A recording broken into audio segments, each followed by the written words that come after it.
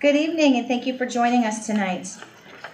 We'd like to open the meeting, call this meeting to order. Could somebody move action 1.02 to approve the agenda?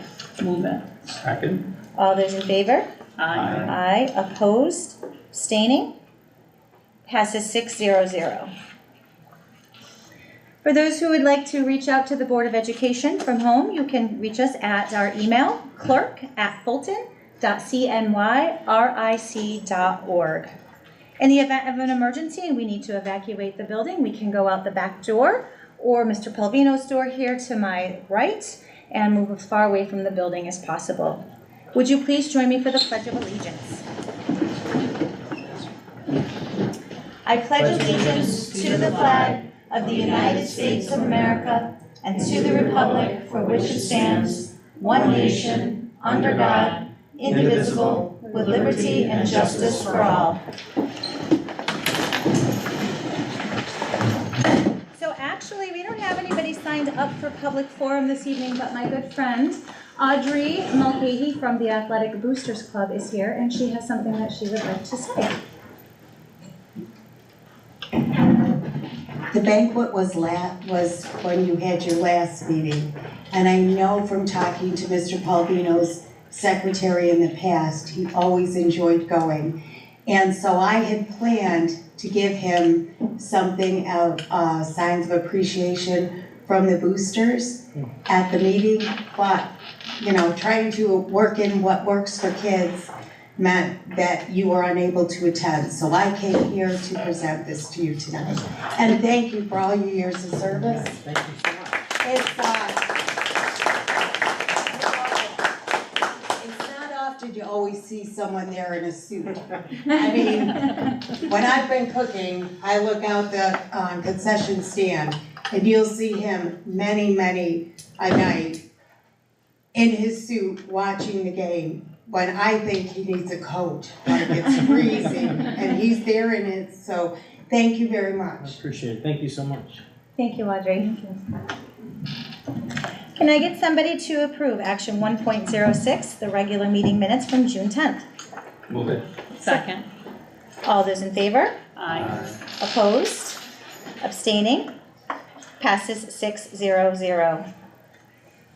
For our President's report this evening, tomorrow evening is our celebration of education. It is at Curtis Manor at 5:30. If you have not already let Desiree know and you're interested, let her know. That is a wonderful event, and I know that they've moved the venue this year. June 27th is our last day of school. Our kids are in half day. Yes? Yes. And hopefully the weather will cooperate and go down in temperature I know some of those Last buildings have couple been pretty hot. July 8th, we have our annual reorganization meeting here. And I know that Mrs. Trude sent out an email a while back so that board members could look at the different committees. If it's something that you're interested in, we'll obviously have conversation at that July 8th meeting, but if there's something that you're really interested, or Jessica will be joining us that day, if there's something of a committee she's interested in, we can go ahead and at least give guys a heads up, and we'll kind of go from there. I know we like to switch things around from year to year. Also, if you're interested in running for either president or vice president, kind of let Desiree know that as well. On July 22nd, we're going to, at 4 o'clock, have our board retreat. It will be nice because we'll have our new superintendent with us and our new board member. It will be a great way to kind of kick off the year. And then we will go right into a probably brief board meeting at 6 o'clock. So that will be on the 22nd. Does anybody have anything else that they would like to add? All right, with that, then, we are going to go ahead and move on to the superintendent's report. Thank you. Palvino, for your very last final one, meeting. huh? Yeah, now it's hitting me. So I want to start off, we always try to start off with celebrations. What an amazing graduation last Friday night. To experience that with all of you. We had 5, I believe, board members. Was it 5 board members that evening? We had over 200, I think we had around 225 graduates, is I believe what I heard the number was in final. I want to spend a special thank you to the crews that put that together. All of the work done by the team at G. Ray Bodley, just getting all of the student side of it, and then the facilities and maintenance side, getting that entire venue ready to roll. I got some really good feedback on using the wheelchair buses, our small buses, transporting from the War Memorial, so lots of positive feedback. We had, I think, more golf carts and things than we've ever had before, so I heard them running up and back and saw things like that. And I think we made some really good decisions around seating for families, especially with mobility issues and things like that. So a lot of good positive feedback that evening, but thank you to all of everybody that was there that evening. And congratulations to our graduates. I mean, as I sat there and watched my final graduation, and I think that the most telling moment is when we had kids stand for the number of college courses they took. And as they were standing up, the number that has changed. Yes. Just since my first year to the ninth year is pretty amazing. What our kids are doing, what they're involved in. It was just a really special evening, and I look forward to where those numbers go well into the future with all of the different choices and decisions that kids are making. So just a great evening all around, and I just wanted to extend that. I took an extra 45 minutes after graduation. I just stood and took it in and was down by the fence, and the number of families who came over and just expressed their appreciation for just a great evening.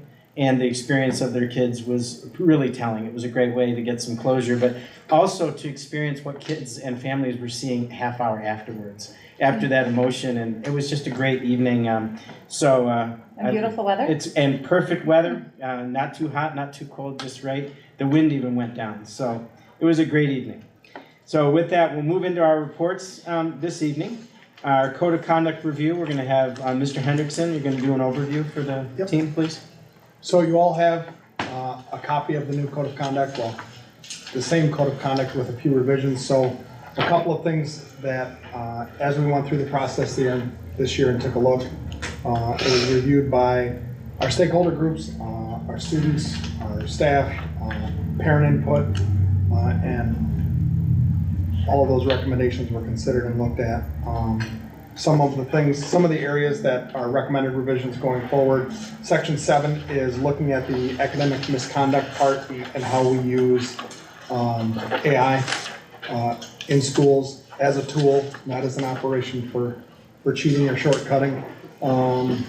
And then Section 5 is looking at the Dignity for All Students Act and how we will continue to provide professional development to better understand how that works.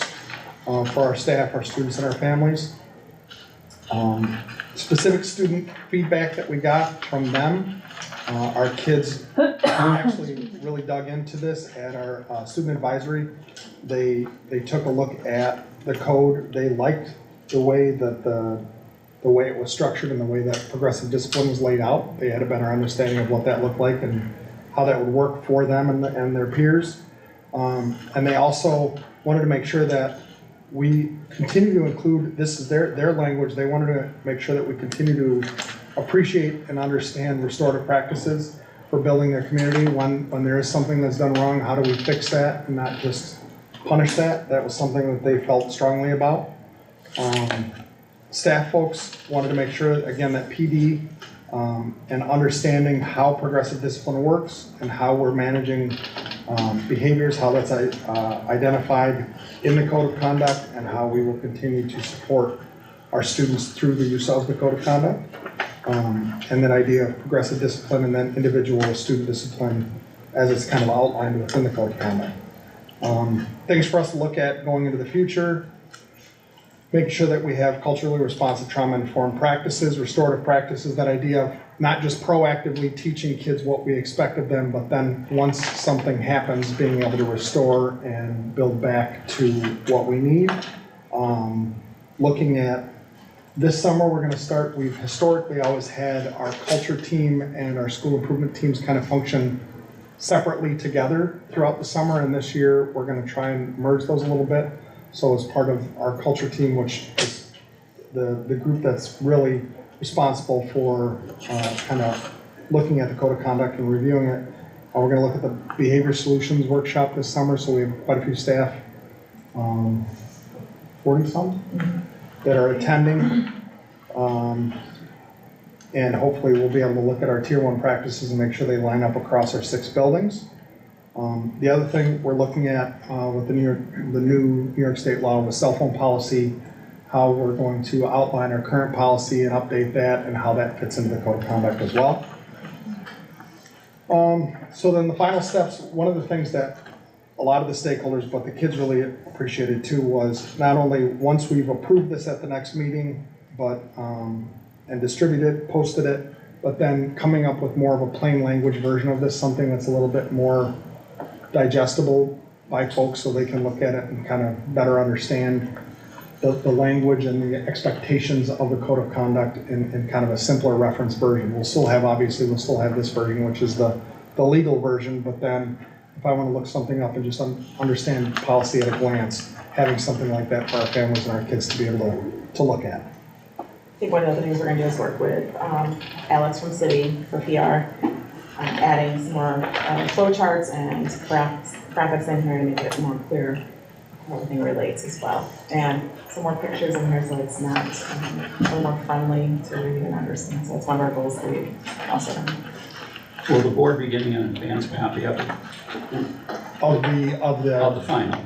The one we're going to vote on the 8th. Yes, so that's what you have here. There is, we'll get you an updated version because we did find a typo that we'll send you, so. So this one has all the recommendations? Yep. Yep, Okay. this has all the changes in it. There, again, page 25 is where the typo is, so we'll send you a new one. It's a piece that got omitted that. Just we'll that fill back page, you don't have to print the whole thing off So we again. can reprint your page 25 like that, so we don't have to kill a tree on the way. And that was just an omission somehow that got left out. It's, none of the language there changed, it's staying the same, it just didn't make it to this copy. But again, the actual revisions are outlined in the document that you have in front of you with sections 7 and 5, and then everything else is pretty much staying the same. Okay. And it's the same kind of format that it's always been. Quick question from the policy end. If we make the changes to the cell phone thing, which we're gonna have to do with the policy anyway, because of the new law, do we then have to vote for the changes to the code of conduct so it aligns with the policy? I just didn't know how the process, I guess. My guess is we would amend that, so we'll approve the code and then we can have an amendment at a board meeting to say we're going to amend the policy into the code of conduct. Then we'd have the documentation on file, because the state, they'll be able to see that we made the amendment. The other piece that the policy team talked about is we're going to review that policy on an annual basis. There's going to be a section in there. But the other piece I recommended last night was that a couple months into this, maybe at mid-year point like January, have a really good litmus test on how is it going after 3 to 4 months of school and what needs to be adjusted, because it's a pretty significant change for school districts across the state of New York. Get ready, Doug, it's coming. So just a really quick question, is there, you might have already answered this before, maybe point me in the right direction because I don't remember, or if we haven't discussed it, maybe we could get a copy of who represents the district school culture team, how many people are on it, all these different teams that are part of the annual review cycle, and what students are comprised for the student advisory committee, how many students, how many per grade level and stuff? So I can tell you quickly, but I can also get you a list of that. So I would, yeah. the school culture advisory team is 5th grade through 12th grade. Yep. And there are 4 representatives for each grade level. So there are 16 at GRB, 8 at the junior high, and then 2 from each of the elementary buildings. How were they chosen? They're usually associated or affiliated with the student senate or student congress in each building, but they're also chosen by their peers or their teachers' recommendations. Okay, so that was the school culture, 15. Yep. And then Did you say 15? 15, is that what you said? So it would be Fi- 5th did- grade through 12th grade for each grade level. For each grade, okay, So 32. for each grade level. Thank you for being patient. School district culture team, So that is representatives from each building, and that includes, typically at the district level, it is the building coach and the principal. And then each building has its own school culture team that's comprised of representatives from the building.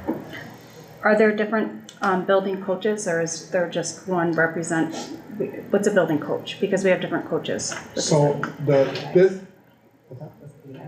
it's the PBIS coach, so it's a facilitator position, paid stipend position for them to do the PBIS coaching, which is now culture.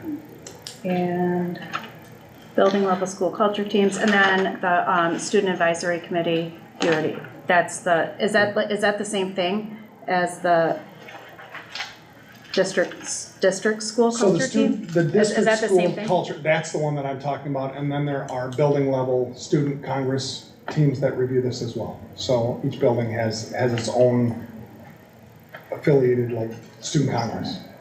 Okay, and you just like run through it and they're just educated about it, and then what do they do, just vote on it? So and talk They about don't, it? they don't vote on it. They typically have questions about specific areas within the code of conduct. Like they want to know more about this. Like, I know with the district level, we talk about scenarios. How would you respond? How do you think the principal should respond? And they walk through like, what does progressive discipline look like? What is the situation? What do you consider? So the kids had a better understanding of how all this kind of works together. And then they look at the black and white parts of the code of conduct, and then they kind of have discussions about the gray parts. And how would you make it, what makes it progressive? What does that look like? What are all the considerations that come into that? They also look, of course, they're always interested in things like dress code and cell phone policies. So those are the big ticket items for them when they want to discuss. We typically don't line by line it or page by page if they want to talk about But the big specific ones areas. like discipline and stuff. Yep. And so for the high school, especially, discipline, as you get older, discipline is just a bigger concern, bigger problems. What does that conversation look like? Because I feel like a lot of the representatives on the committees might not even know what discipline is. Like they've never even been to the principal's office. So I'm just wondering how do you come, how do they know like Some of progressive them have. discipline? So You know what I that's mean? part of the choice is it's not just kids who have never experienced some of those things. It's sometimes choosing kids who have a voice and who will bring that ability to speak up and say like, yeah, I used to get in some trouble and this is what happened, or this is how I turned myself around and this is why this worked or this didn't. So it probably isn't, it never is as representative as we would like, but it's pretty reflective of some of our folks who are not just grades top of the class, but kids who other kids see as leaders and who will speak up and kind of get out and talk to them. It's something that we talk about. How do we get this information out so more people understand it? Because I think after that group has that discussion and they have the time to do it, they have a better understanding of it. So then what does it look like if we do it during advisory, if we do it during times during the year where we can actually dig into this? How does that look? So that's something that the kids actually reflect on and go, part of their homework with this is to go out and talk to their peers and find out from people. And part of the people who, the reason they get selected is that they're willing to go out and talk and be a mouthpiece for their peers.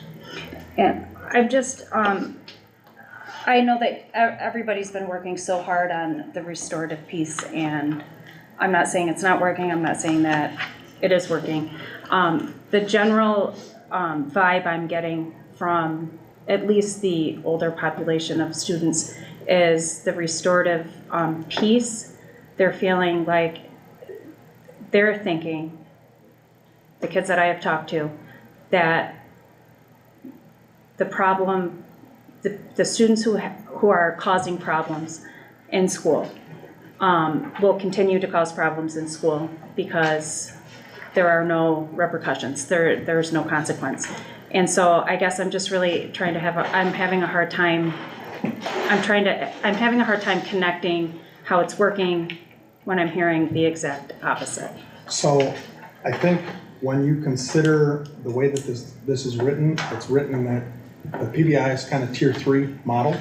And the code of conduct really talks about how we start at tier 1 for all kids and then how we work through small groups where there's areas that we want to target and then individually. It's purposeful that the idea is culture. And when you go back to our strategic coherence plan, that outside circle is culture. That culture of like what we look at, what we see, and that being reflected, is it perfect? By no means. And that idea of proactive and reactive, right? The proactive is the teaching, the restorative is the reactive part. Like, how do we not just look at the punitive, the consequences, but then how do we restore the relationship, right? So if we're gonna suspend a student, how do we then bring them back in and get them successful when they come back in? Because it's not just about sending them on their way. We have to help them to get functional again. And that's something that the kids have discussion about and look at. And trying to understand the systems that we put in place to support the kids. I think a lot of our discipline at the secondary level, again, it's getting better. It's not where we want it necessarily. And the kids recognize that, the staff recognizes that, we recognize that too. So I think a big part of this is to understand that and then have them go out and say, like, if you want to do this, how do we fix it and make it better? Because as it's outlined in here, it's not just about restorative. It's about what are the consequences when you break the code of conduct, and what do we look at? What do we consider when a student has to go see Brian? What does that look like? When a student has to go to the principal, what does that look like? When there's in-class kind of behaviors or issues that get in the way, what does that look like? So, And Jeff? Yep. Tell me if I'm wrong here, but I imagine some of the kids that you get in that group for your Students for the Culture are some of the same ones that'll say, like, I feel like, this isn't doing any, you're getting that feedback, I would assume, which is why, pushing those areas and trying to expand, knowing we have some gaps, but knowing the areas too, because they are some of those same students that are noticing that from the sidelines. Maybe they're not directly involved, but like you said, we have a wide variety of students in those groups.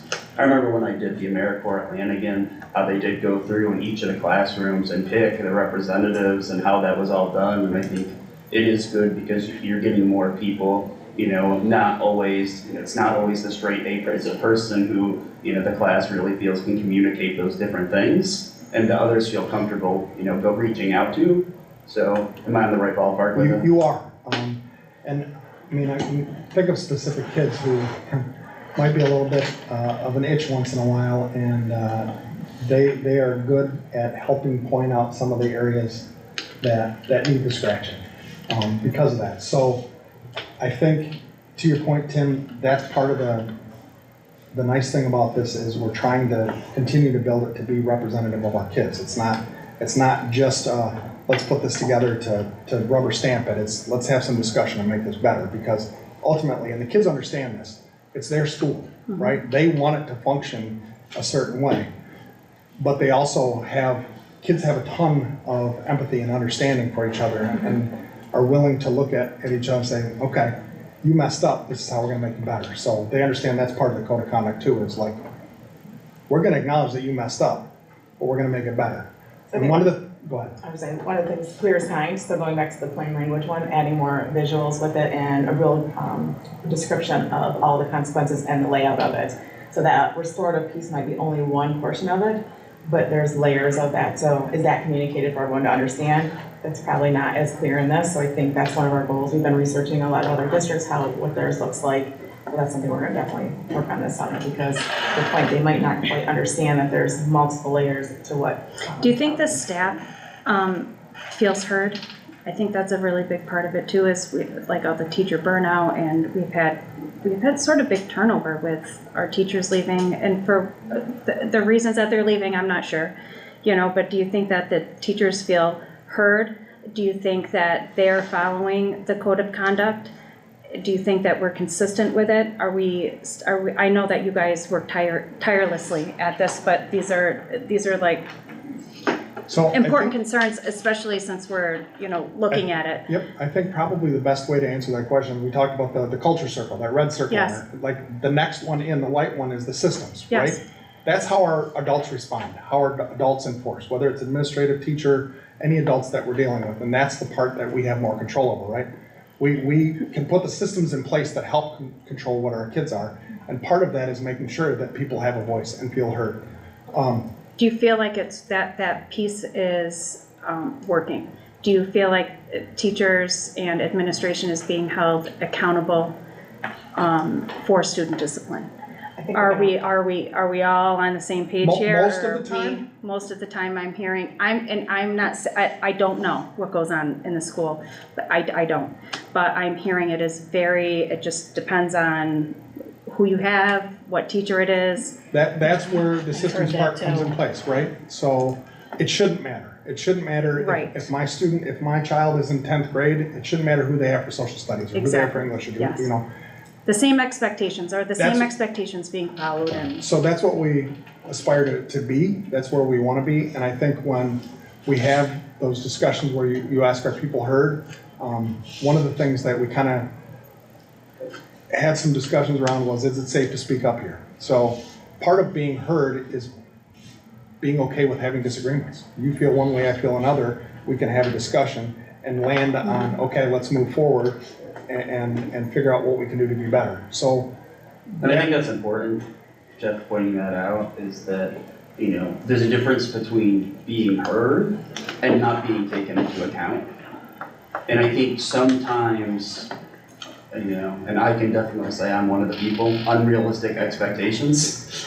You know, I'm an idealist, I would like a lot of things, but you know, when you look at actually what's possible, what's legal, what we can actually do, and ultimately is best for our kids, you know, the minutia gets tied up in there, but I do think, you know, I'm not going to retaliate against somebody who tells me this thing's messed up.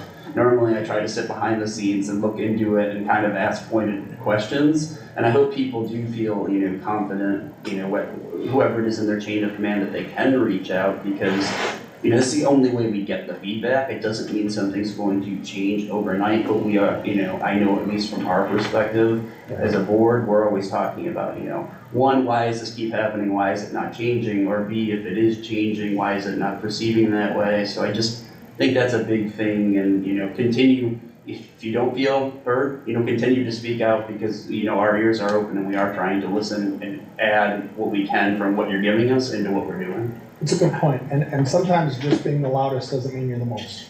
So we do surveys twice a year where we have our staff give us feedback on what they feel, and our numbers show that, to answer your question, a majority of our staff do feel heard. There are some that don't, and that's like when you go back to our survey results and kind of the summary of what we see and what we want to do going forward. That's one of those things. How do we target some of those people who don't feel heard and make sure that they do, or at least have a voice that they can share? Because again, our numbers show a majority of them do, but you know, we want to get it so everyone does. Same thing. and what we're doing, like with consistency and accountability for following what we do already have in place. I feel like we change, and we add, but sometimes we're overlooking the simplicity of what needs to happen on a day-to-day basis and Sure. be held, you know, accountable and consistent. And we know from our work that started our strategic alliance plans, Michael Fullen's work, is accountability. One of the keys is to make people accountable, not hold people accountable. Because if you hold the people accountable, it's on you. But if you make people accountable, it's on them. So both for our students and our staff, how do we make them accountable to uphold themselves and each other to this as well? That's not to say that we don't all have a job, like administratively, to make sure people are doing what they need to be doing. But I think one of the keys with building that culture is making sure that we have a culture where we can make people accountable, and ultimately they're accountable to our kids and they're learning. So if there are things that get in the way that are identified in the code of conduct, then we have to follow it and make sure that we're doing what's best for the whole. Again, going back to that tier 1, tier 2, tier 3, and considering all those things along the way. I appreciate this discussion very much. I just as a parent and as somebody who's been in the district for a while, I'm hoping that we can get back to a more simplistic way and have a specific goal, not a broad goal that we're talking about that is unattainable, you know, in 6 months' time. But you grow from reaching goals. And how are we going to do that and make sure that everybody is on the same page? How are we going to grow? Like I have this, like am I gonna sit through here and I'm gonna read every single word? No, I'm gonna glance through it. You know, and what problems exist, we know the problems that exist. So what are we going to do, you know, simply to move forward and be consistent? Can I ask a question? How, if I understood you right, you said that the behavior's gotten better, not where we want it to be, but it's improved. Where is that compared? Is that throughout the year, like compared beginning of the year to the end of the year? Or is it after the last couple of years, or? Depends on where you look. Because, you So- know, I mean, I'm happier at the end of the year if I was in school. You know, I'd be a happier person. So I think when you consider all those things, there's the qualitative part and the quantitative part, right? There's the numbers and what the numbers tell you, but there's also the feel and what it feels like. And I think it feels better in some places and it doesn't feel quite right yet. To Jen's point, it doesn't feel quite right in some places. So there are areas, and the other thing is we know things continue to change. You know, the part that we talk about with AI in here, how kids have access to information is different than it was even 3-4 years ago.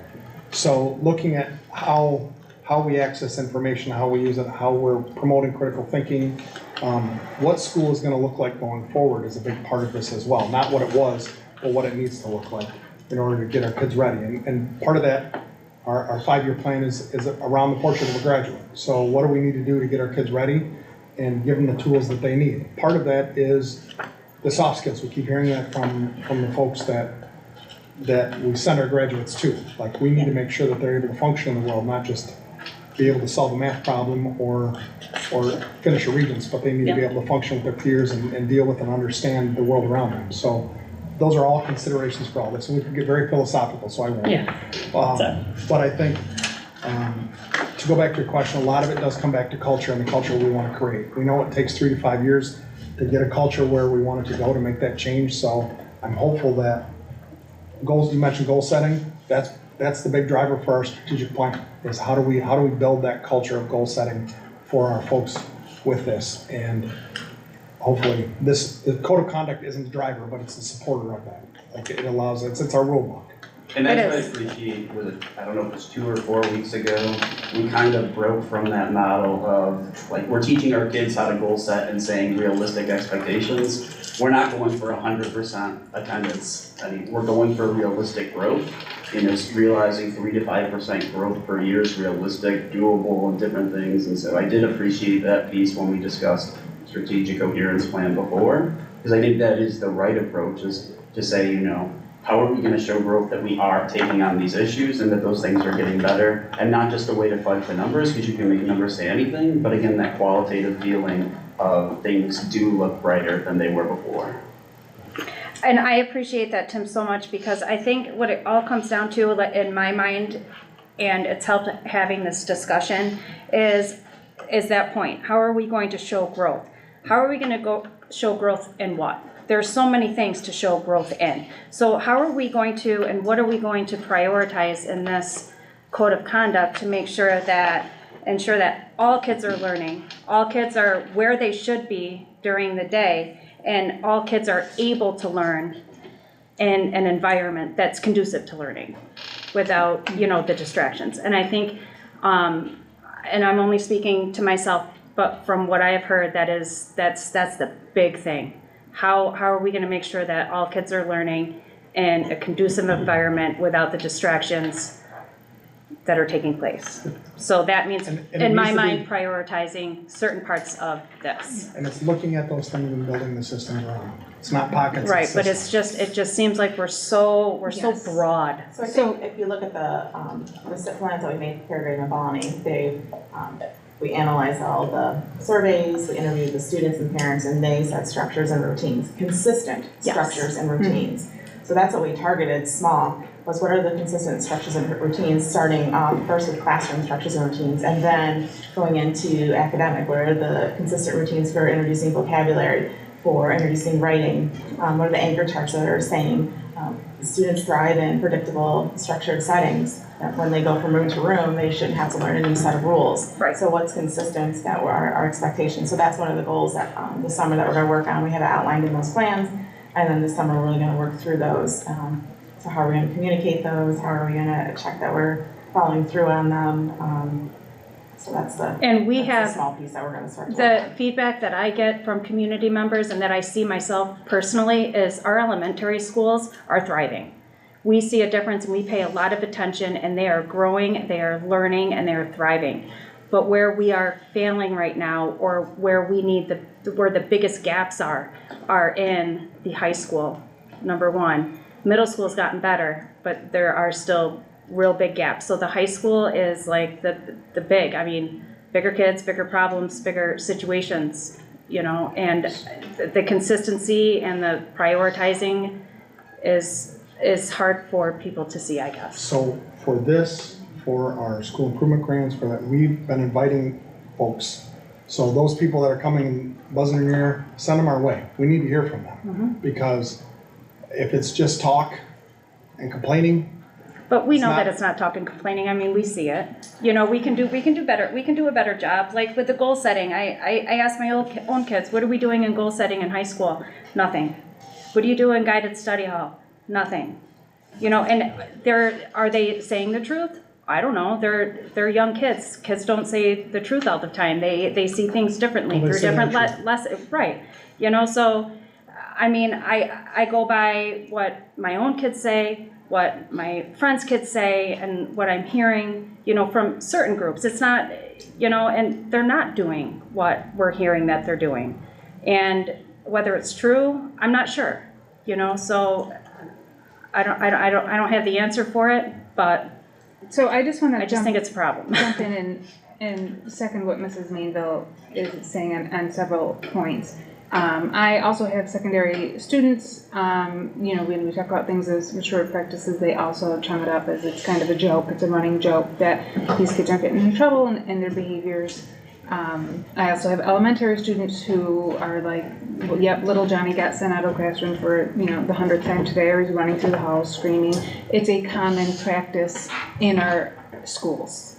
I have sat here for the last 18 months after being on the subcommittee for the safety subcommittee and talking about the violence in the workplace and things like that, and asked for the last 18 months about our protocol about notifying families when we clear classrooms and when our children's education is interrupted. And I've been dismissed this entire time for the last 18 months because our families should know when a protocol, or, you know, when their child's education system has been interrupted.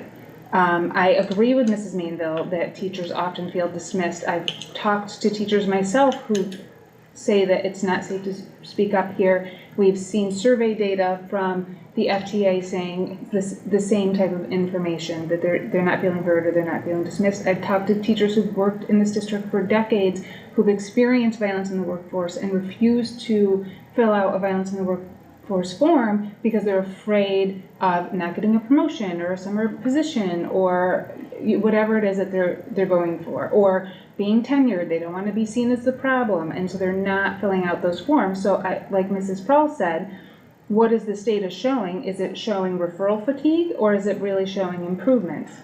I hear that a lot from staff too, that they're not putting in referrals anymore because nothing gets done. I can speak about myself. When we were tasked with, you know, doing our new superintendent search, and the board's #1 concern was these behaviors and what we want to do moving forward in the future. It was very clear to us what the direction of the board and the district wanted to do moving forward. So I think with this information, the board needs to digest it and then give our administration the feedback of what we foresee for the future. Because again, the behaviors and the discipline was our #1 concern. That's the #1 thing we hear in our community, from our families, from our staff, from our students. At some point, my personal opinion is this restorative practices is not working, and so we need to pivot to either change it or be more consistent with it, but that's what we're doing. And like Mrs. Mainville said, when we're talking about growth, we're talking about growth in behaviors, but our job is to educate, and we want to see growth in our education system, and these behaviors are getting in the way. So like Mrs. Mainville, like Mrs. Prohl, we're hearing different things in the community, that this isn't as effective as we had hoped for. So I think that needs to be a bigger discussion of how we should move forward in the future with these type of policies and in the code of conduct itself. And maybe with a focus on secondary, like I said, like the elementary really, I don't hear a lot, and maybe that is just because my kids are not in the elementary school anymore. But, the high school, it's the same. You know, we're working, but we haven't gotten there yet. So how are we going to get there? I guess is the underlying question. And I guess for me as a question, and I don't, what does there look like?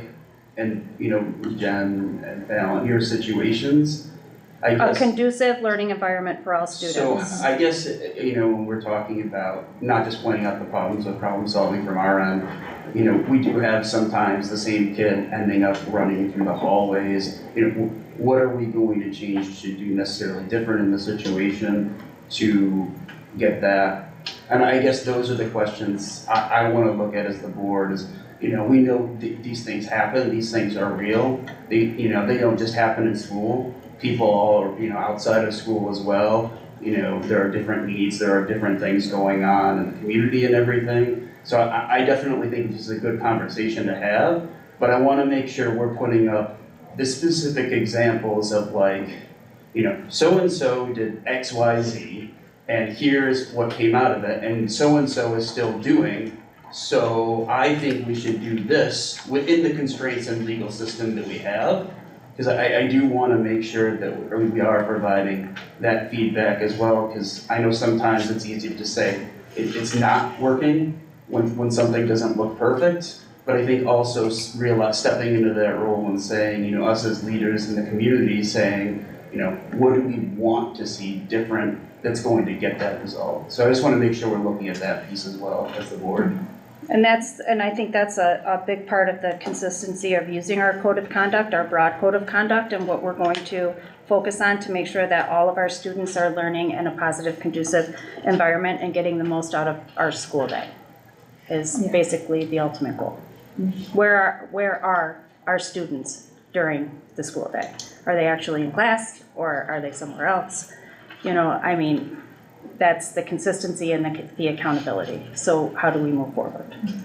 And any update you can give us on where we're going, if anything changes, you know, what your culture teams are looking at, different things that, you know, the board's asking for, just please, you know, pop those out to us so that we can know where you're going from that in these discussions, because it is good to have these discussions. I just want to talk about too, the DASA coordinators. This is definitely our updated version of DASA, yes?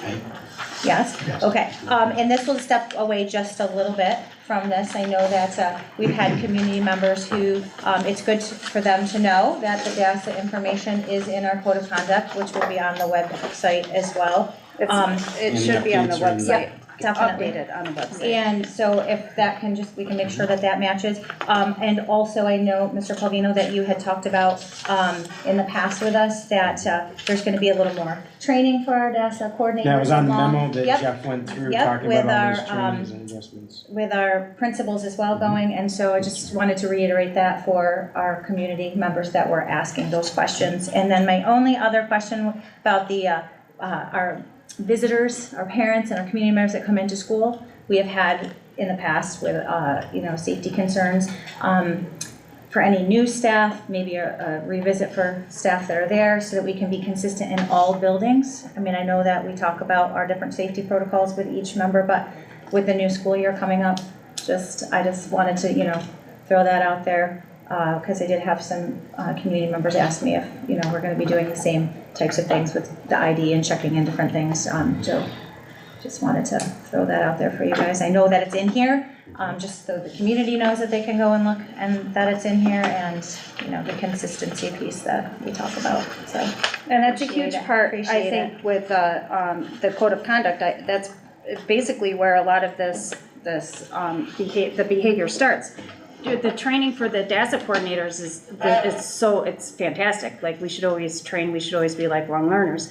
But training for teachers for DASA also, I feel, is just as important, because, I mean, being in education for 27 years, being bullied is a lot different now than when I was in school.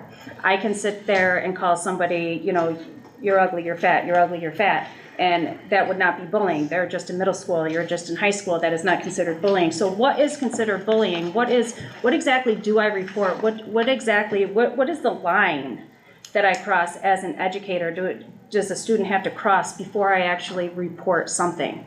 And then do we get out of, and that's how things get out of control. Like we just had an incident in Phoenix, a kid constantly, the same behavior, you're in someone's face, you're in someone's face, you're in someone's face. Stop it, I don't want you to act this way. They're not stopping. They haven't stopped. We've been trying to stop them the whole entire year. And the kid gets punched in the face. Glasses broke. What are you gonna do? In our DASA, all of our teachers, they get DASA training in our PD at the beginning of the year. Is there other opportunities throughout the year where they're also getting updated DASA training as well? Just in faculty meetings, like just little simple things like that, just little goals. At one faculty meeting per month, we are going to go over something DASA related having to do with, bullying. Jeff, that's not nice. I saw that. You know what I mean? No. Like being like. Our faculty meeting agendas, they do. Yeah, So I guess just. One of the things that Tammy and I've talked about, and we had some great conversations. Brenda was also a part of some conversations this spring around DASA, around some complaints and things that we had.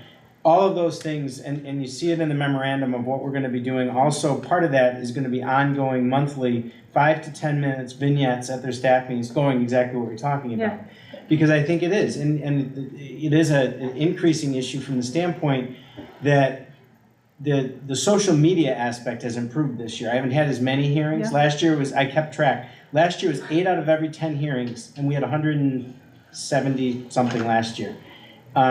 We had 8 out of every 10 had some social media presence. This year, out of 154 as of last week, we've had about 2 out of every 10 have a social media component, which is a good thing, meaning they're not doing a lot of that type of texting or the different kinds of things they're doing on the different forms of social media that they have. So it's an improving piece, but I think you're correct. A lot of those things come dumping into schools. Then you have the components around DASA of repeated behaviors towards kids. And I think those are the things that Tammy Sheldon and I have been talking about, and we talked about building in. You see those outlined, part of that in the DASA component of the memorandum that you have, but there's also going to be an ongoing component because DASA is a living thing. And so you can't just do a DASA one training a year for the hour. Yeah. You really need to come back to that and do ongoing pieces. And I would say using examples from your school or another school in your district, and what we're doing at our administrative meetings, I don't know if that'll, one of the things we talked about was also bringing those cases to the biweekly administrative meetings and giving an example for 5, 10. Here's what I dealt with last week. Here's the scenario. Here's how we handle it. Let's have a brief discussion. So I think that's important too. Just so like alarms and because things that's like a real life document that Same you are thing living. should happen around drills. After a whole, drill goes on, talk about how the experience was for kids. Did it work? Did it not? What didn't? And this isn't like a bashing at all session. I think for me, it's a rich conversation and an important one to see how we're going to just be better next year for the kids. And it's not saying that everybody is not doing their job. It's not saying that you're not working your tails off. Of course you are.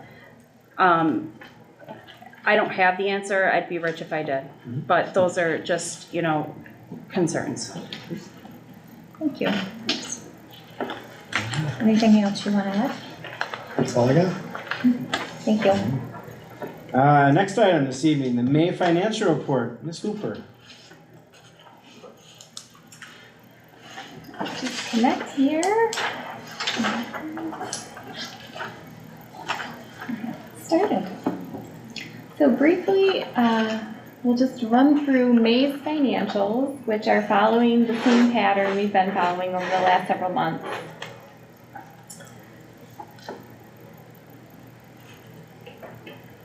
So in terms of revenues and expenditures as compared to 23-24, you'll see again, we're on a similar trajectory. So as of the end of May, we had realized 90% of our revenue that we expect, and we had reached the 85% mark in terms of expenditures.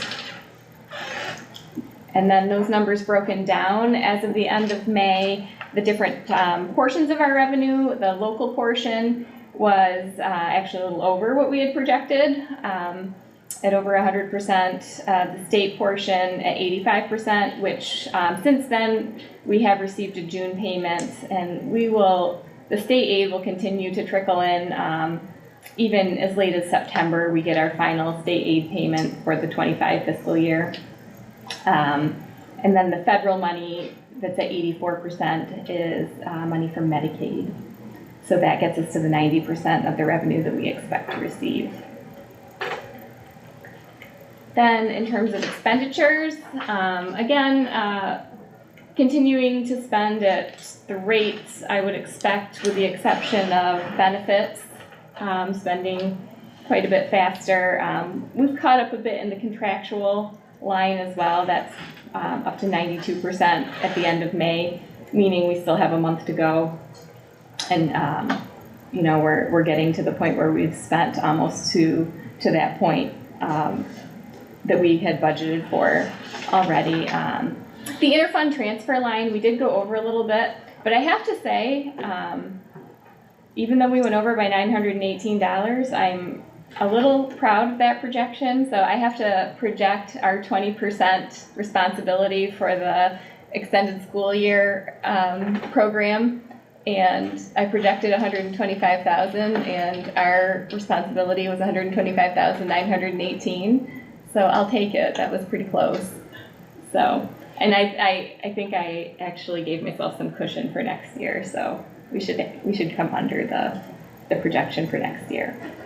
So again, our total expenditures as of the end of May were at 85% of our total budgeted amount at the 88.4 million mark. The budget projections as of 5/31. Again, this shows that at this time, with the year-to-date expenditures, the encumbrances outstanding, and the available balances, we still had about 2.3 million available.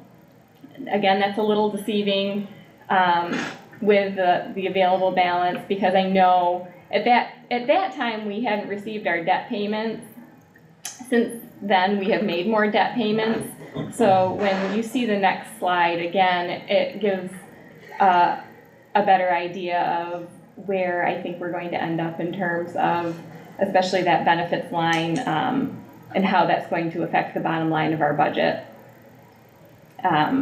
We received the bulk of our debt payments in the month of June. So where it says we have an available balance, and that's helping to cover some of those negative lines, that's no longer there, because the debt payments are things that we know we're going to get. The bulk of them come in mid-June. So those have since come, and the money has gone out. So then when I show you just the benefits only, and this has been the trend for the last 4 months, that 90/60/800 line of health insurance is overspending by about 3.3 million. It's been between 3.1 and 3.3 for the last several months. So that has been the area of concern, and where I thought we would end up in the overall budget as we reach the end of the fiscal year, and that's where it's trending. Questions on the financials?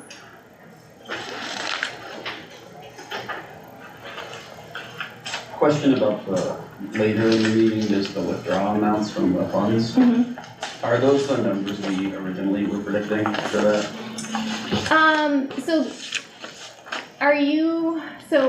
I think it's, yeah. That's for this current year. Yeah.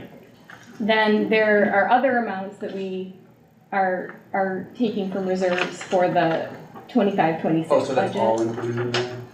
What, no, so the resolution later on is for this overage for this year, and That's those what are different reserves then we talked about for next year, the reserves for next year that we're drawing from our retirement reserves, ERS and TRS, which we're doing upfront. Okay, which so is- those are different reserves than Mhm. these ones. And that's the way you should do it, is, No, you I know, when understand you're now. building the budget.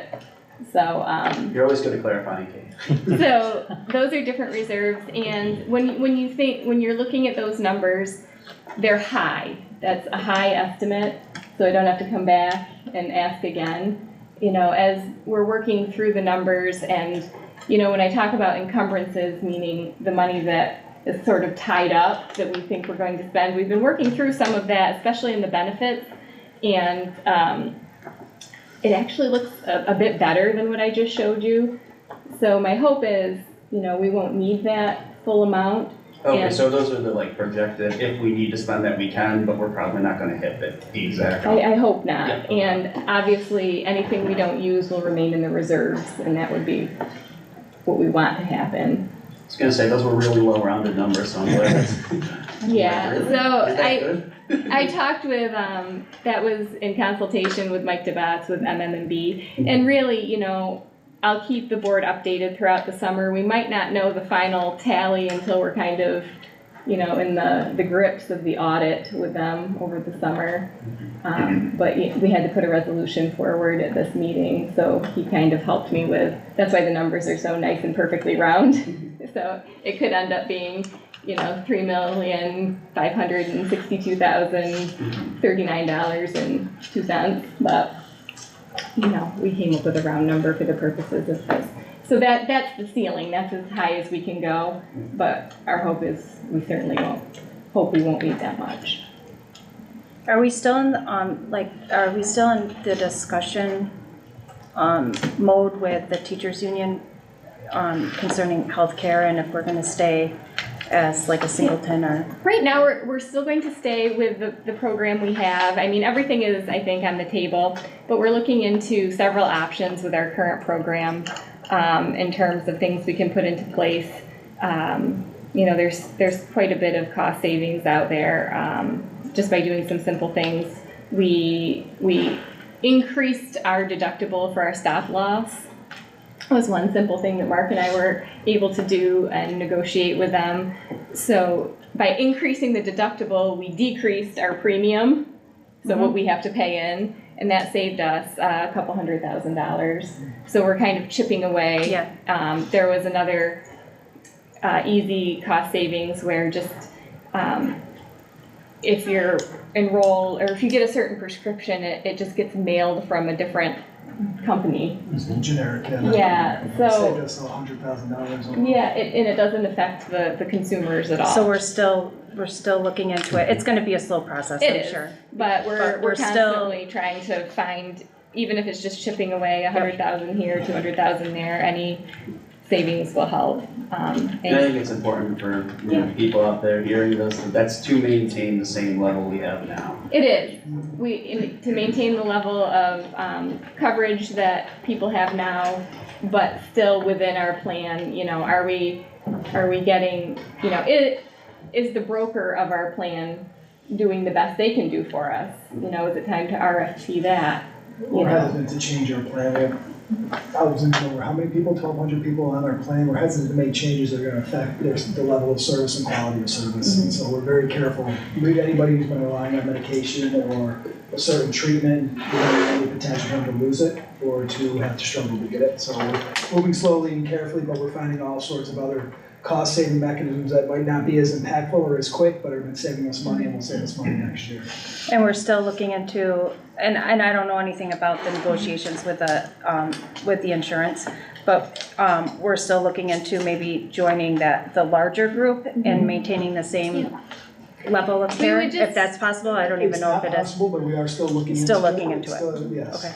And again, that's something that would have to be negotiated. We're gonna be working Right. through next year as well. Okay, so we're staying the same for next year. For right now, Yep. we're staying the same. Okay. Same same coverage, but. Same like Kate said, coverage, but- We're looking within, Trying to save Yes. within that. and we're saving. Yes. We've trimmed off a lot already. Okay. Thank you. Stuff in the fine print they don't want you to know. Yeah. Right, and like I said, with over 1,000 people to worry about, it's not something that we take lightly. All right, that's Any all other for me. questions? All right. Before I turn it back over, I just wanted to say a few things. I wanted to thank all of the boards that I have served. I had 5 boards in the first 2 years. Many of you were not on those boards.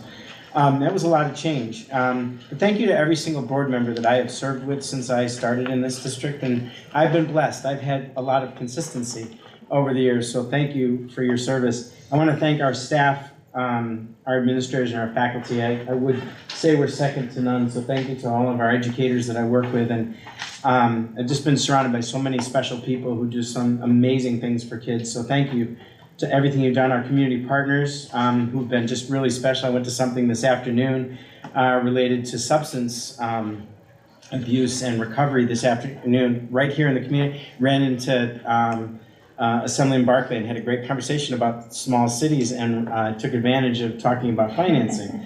But more importantly, it was another service that for our families and our community. And I think I just wanted to also remind us of just all the wonderful things that are in place. Sometimes we get focused on the smaller negative things. We've got some amazing things going on here in the district, and I'm not going to go through them, but I didn't have a problem putting a list together from early childhood impacts, from going from 4 full day to 8 full day, to all of the work that we did around early literacy, to the seals that we have, to see the young lady the other night that had a triple seal of literacy. It's an increase from 1 last year to 5 students this year, 1 with a triple. To hear that 91% of our 8th graders are entering high school with 1 point towards their seal of civic readiness. The work that we're doing at the high school level with respect to what we're already doing around the portrait of a graduate and preparing our kids through the many different pathways are all of those different things. Our CEP program for our nutrition. There's many good foundational pieces, and pieces that we take for granted. We have one of the strongest behavioral, social, emotional, mental health supports programs in the entire county. And I think that's something that's really important. Things that we're going well beyond, to have mental health providers in all of our schools served by the community, not things that we're paying for, but things that are in our schools. These are the things that we need to build upon, especially with all of the challenges. We have such a wide range of challenges and experiences for our kids, and I just think there's a lot of opportunity here, for the future. And then finally, just all of the work that was done around the debt limit with the small cities. You have something in this next project, I think, to really look forward to. And really, I hope that debt limit comes in the 30s or 40s, because that would provide this district something that's never happened in its history, which is get beyond taking care of the just basic, infrastructure kinds of things like HVAC and our boiler systems and all those kinds, and get to what's most important. What do we need to do to adjust in those classrooms? What are the types of classrooms what do they need to look at? What needs to be in them? What do they need to have so that kids can actually problem solve and do what they need to do and collaboratively do the things that the Portrait of Graduate is going to require to do those capstone projects and all of that. So I think there's some great opportunity. And finally, I want to wish Mr. Lawrence all the success in the world. You're taking the helm of a pretty special place, and have fun with it, enjoy it, and do great things for our kids, and do good things for our kids. You'd always do. The sport has always been that way and always will be, and I wish you much success. So thank you. I got through it. Tissue? Have tissue for Brian over here? Yeah. Don't worry, you still have the rest of the meeting, Brian. This is true. They're good. That's pretty good. Only It's not 3 like minutes. that, no. 3 minutes to graduation, Just 3 wait till- minutes to close. Just wait, 3 minutes to graduation. All right, well, let's move on to action 4.01 to accept our financials. Move it.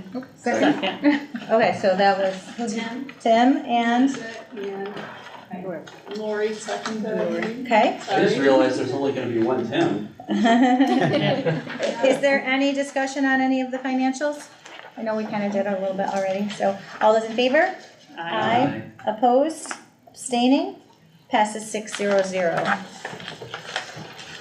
Action 4.02 to accept a donation from the Rotary Club of Fulton. Move it. Second. Lori, Jen. All those in favor? Aye. Opposed? Abstaining? Passes 6-0-0. That was for our city and school synergy, so thank you very much for that donation from the Rotary Club. Action 4.03, approve the disposal of the surplus property. Move it. Second. All those in favor? Aye. Opposed? Abstaining? Passes 600. Action 4.04, to approve the increase to the 24-25 budget. Move it. Second. All those in favor? Aye. Opposed? Abstaining? Passes 600. Action 4.05, to approve the transportation contract. Move it. Second. All those in favor? Aye. Opposed? Abstaining? Passes 600. Action 4.06 is to approve the dissolve of the extra classrooms accounts. Move it. Second. All those in favor? Aye. Opposed? Abstaining? Passes 600. Action 4.07 is to approve the municipal group self-insurance program. Move it. Second. All those in favor? Aye. Aye. Opposed? Abstaining? Passes 600. Action 4.08 is to approve the Butler disposal trash and recycling contract. Move it. Second. Okay, Fallon. All those in favor? Aye. Opposed? Abstaining? Passes 600. Action 5.01, to approve the 25-26 District Comprehensive Improvement Plan and School Comprehensive Education Plan. Move it. Second. All those in favor? Aye. Opposed? Abstaining? Passes 600. Action 5.02 is to approve the annual reorganization meeting to July 8th. Move it. Second. Nick and Jen. All those in favor? Aye. Opposed? Abstaining? Passes 600. Action 5.03 is to approve the Committee on Special Education. Second. Nick and Jen. All those in favor? Aye. Aye. Opposed? Abstaining? Passes 600. Action 6.01 is to approve the policies that we read from last meeting. Move it. Second. All those in favor? Aye. Opposed? Abstaining? Passes 600. May I ask one of my colleagues to batch personnel 7.01 to 7.20? Move it. Second. All those in favor? Aye. Opposed? Abstaining? Passes 600.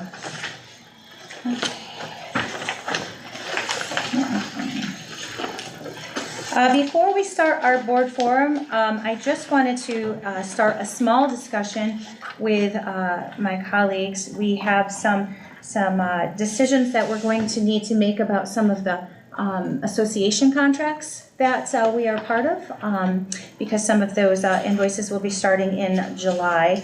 I know that we do NYSBA, we do the small city schools, which small city schools seems to be super important to us since we are a small city school. NYSBA is very helpful with a lot of things. We also have rural schools, the Central New York School Boards Association. And I know from the meeting that I had with the Oswego County School Board Association, they haven't charged dues since pre-COVID, but they're going to be coming and making presentations in the fall. I know that Oswego County School Board does a lot for us. We've over the last year, they've put a couple of presentations together for us, and they do have some things in the work and possible help with PD Day for AI and things. But from what, we have to kind of think together as a group. What do we participate in the most in? I know we had a conversation a couple weeks ago. Do we need to be part of all these groups? Is it financially, well for us to participate in the groups that we're not contributing as much to or taking advantage of? I don't know if there's any thoughts or discussion on that. Quick question, Brenda. Sure. Do we have those numbers in front of us? I have a couple of those numbers in front of us. The Rural Schools Association, which I'm in, Mr. DeJalorme can speak on behalf of this too. I did notice when I attended their conference last year, they had really good training. Things were really put together well. It's just we also did those same trainings a few weeks later at the NYSBA conference. Do you feel that was accurate, Nick? Yeah. Okay. So for rural schools, the due is $850. I'm not sure if we have the NYSBA dues yet. They're usually, I think last year they were 10,800, so I would imagine they're a little over 11,000 this year. And we do a lot with NYSBA. Yeah. NYSBA is constantly sending us information. They do a lot of free webinars for us. We do the convention once a year with them. Yeah, that They're was- pivotal in all the advocacy. They're the one, they're a very powerful group. They especially, they have supported each one of our agenda items with small cities as well. Been right there for Small cities is in there too. 11. A little over 11, and we get a discount if we pay it before the end of this fiscal year. And they do a lot of advocacy for us as well. Right, and we can see their dollars just from the debt limit change is gonna provide millions and millions of dollars for this district down the road, so. I do not have what Oswego County School Board will be coming to, they said that it shouldn't be too harsh on school districts, but they're gonna be meeting over the summer and they're gonna be putting some things together in the fall to come talk to us. The big one is the Central New York School Boards Association for, I'm not sure, it seems like a lot of our people go to the NYSBA trainings, but I do know that we do have some board members who have used Central New York School Boards for their trainings when they come onto the board. I also know that they work with Oswego County School Boards, but the budget that they have for us right now is $6,800. So those are where we're at right now. And I think that we just need to kind of think about where we want to go, be financially, responsible, and maybe, I mean, I know that we've always done these, do we stick with what we've always done? Do we make some changes? So that's just something I wanted to throw out there to my colleagues, and if there's any questions, Kate's here, hopefully she can help us through some of that, but we all know that what we use and what we do our trainings through. I don't have to do it right on July 1st Right, I was either. gonna I say, can give you have some everybody. time. You can hold Yeah. off and wait. I guess I just to have reflect. one question, I don't know if you might have this information.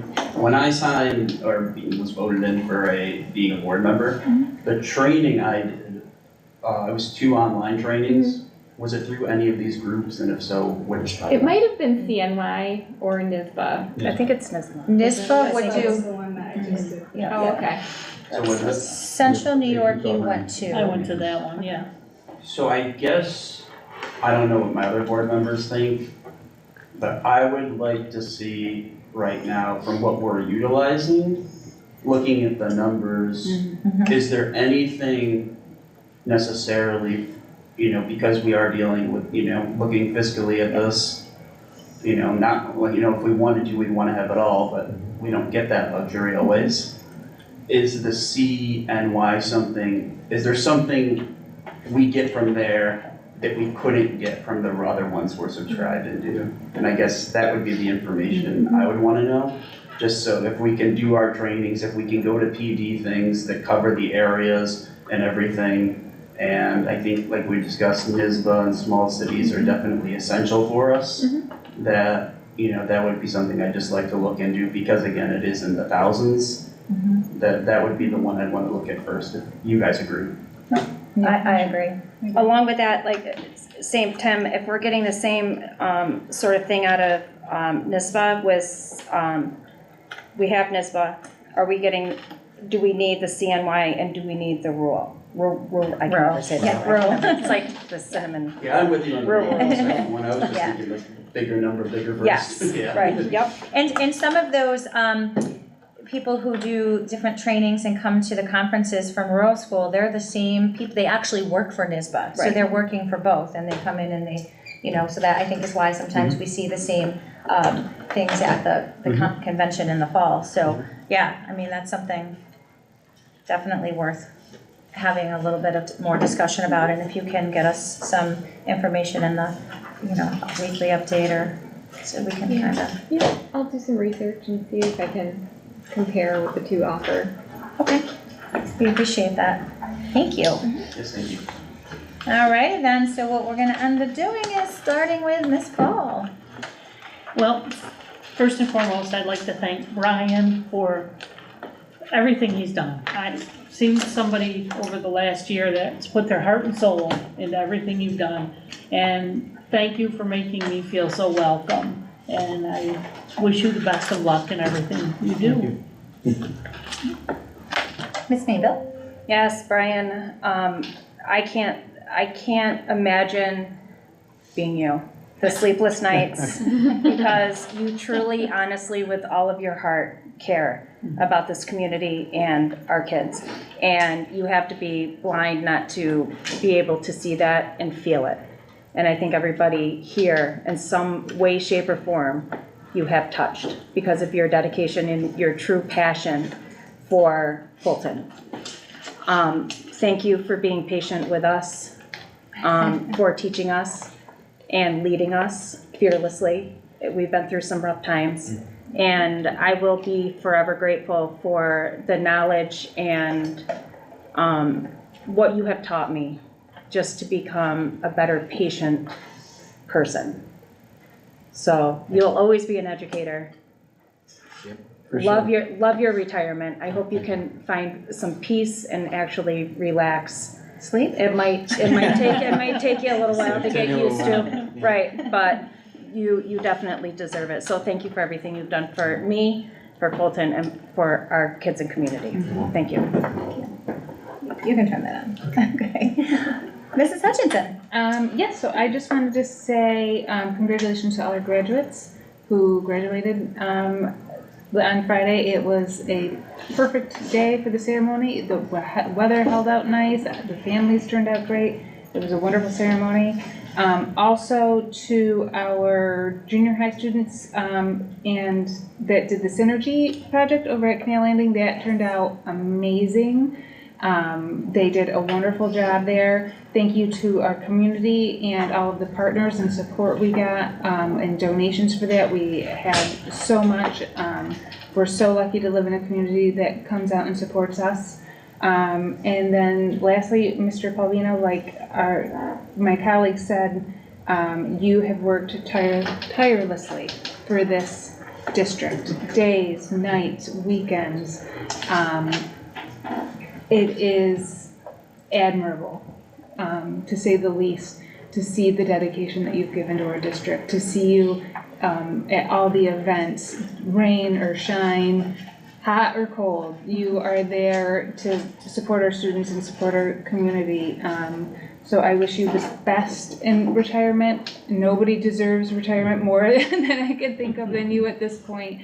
And so I hope you really enjoy the time with your loved ones and your family. Thank you. Appreciate it. Mr. Connors?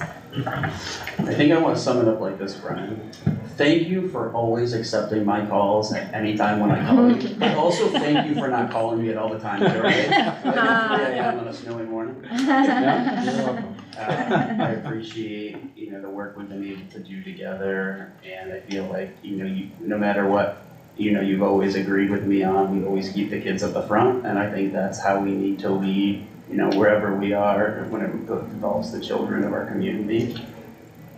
In addition, I'd like to, say to fellow Tim, thank you for your service. You've been on the entire time I've been on, and it's gonna be different with you not here, but I believe this would have been the last meeting, so again, congratulations. I hope you enjoy board retirement, even though you might not stay in it for too long, but I hope you enjoy life at it. And I think he's joining us at the next meeting too, so. Oh, he is? Okay. Yes, yeah, so that'll be nice. Anything else, Mr. Connors? I'm good. All right, Mr. DeJalorum. Brian, it's been 6 years that I've known you. We've had some good times down in New York. Okay. I want you to remember, we'll always have New York. And you'll always have a guy, that guy. Always have a good. I always got a guy, that's right. Yeah, I think that, who's the guy on Channel 9 Weather? John, John, yeah. Is he the guy? Yeah, he's our guy. Yeah, I think he gets his North Country forecast from you. I think you're up before he is. So I'm sure he appreciated that. Like everyone else said, I don't know if there's a function that you haven't attended. If you didn't, it was for a good reason. So I appreciate everything.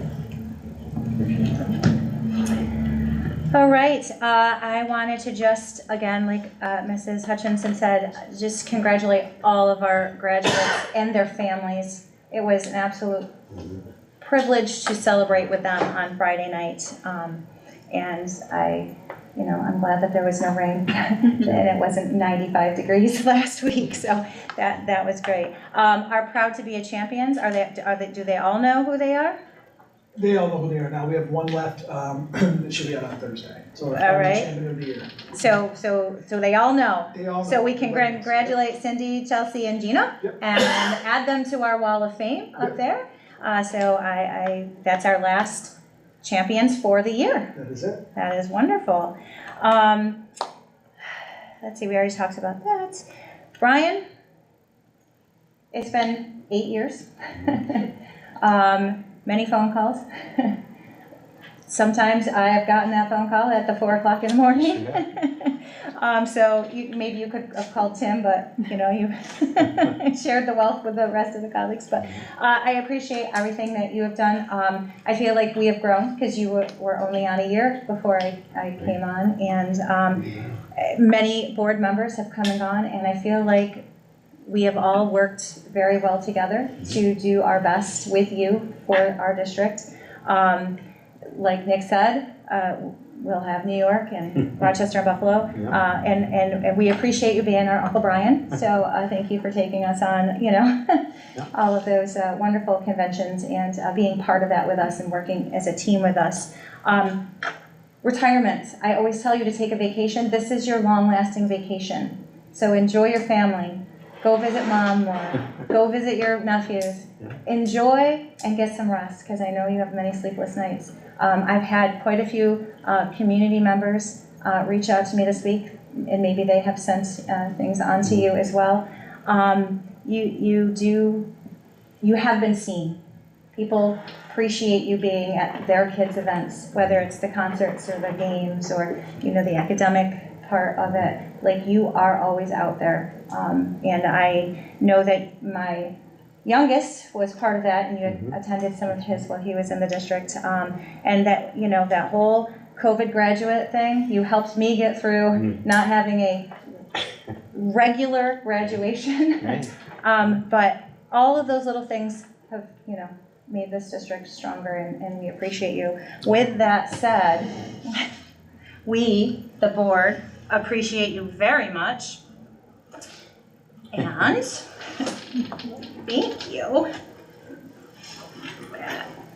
It is right here. Mr. Connors, I took your advice. We have a little soup to nuts in there. And we appreciate you. Mr. Crandall wishes that he could be here tonight also to be able to share his appreciation with you. So but much. just a little something from us. You're still going to be a dragon. Yep, always. From afar, and don't be a stranger. Stop in Will to do. visit once in a while, and we certainly appreciate all Thank you you. do. Thank you so much. Thank you, everyone. And with that being your last board meeting running with us, I know that you're here in the district with us a little bit Yep. longer, so we will see you. Oh, I'll do that. But we are also officially bringing on Mr. Lawrence next week, and he will be taking over the helm, and we appreciate that next chapter in our life as well. So welcome aboard. All right. Anybody wishing to speak at our second public forum? Jessica, you'll be speaking with us from now on, starting at our next meeting. We will be entering a brief executive session. So I do need to ask somebody to call that to order. Move it. Second. All those in favor? Aye. Aye. Opposed? Abstaining? Passes 600. All right. It is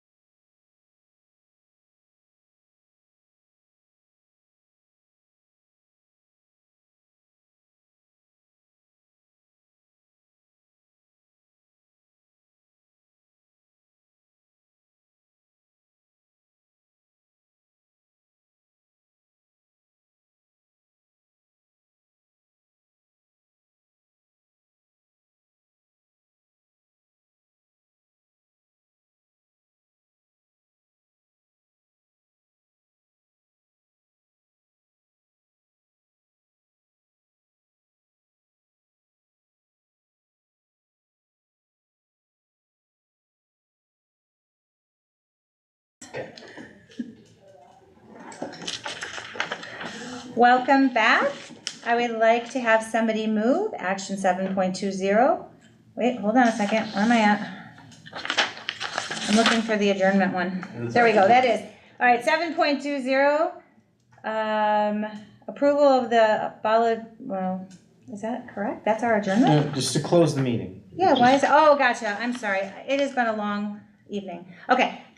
Who'd like to move adjournment? Move it. Second. All those in favor? Aye. Opposed? Abstaining? Passes 5-0-0. It's always just said adjournment. So I'm like, what is this new one? It's been a long day. All right. Thank you for joining us this evening. Have a great night, everybody.